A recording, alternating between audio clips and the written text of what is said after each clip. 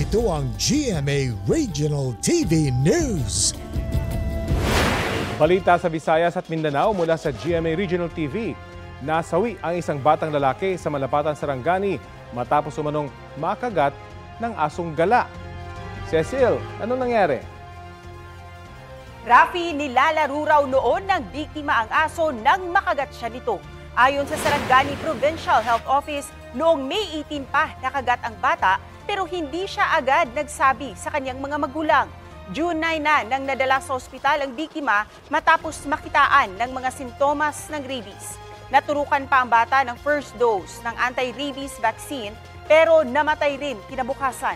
Agad namang hinanap ng mga otoridad ang aso pero nadiskubring kinatay at pinagsaluhan na ito ng nasa 30 tao.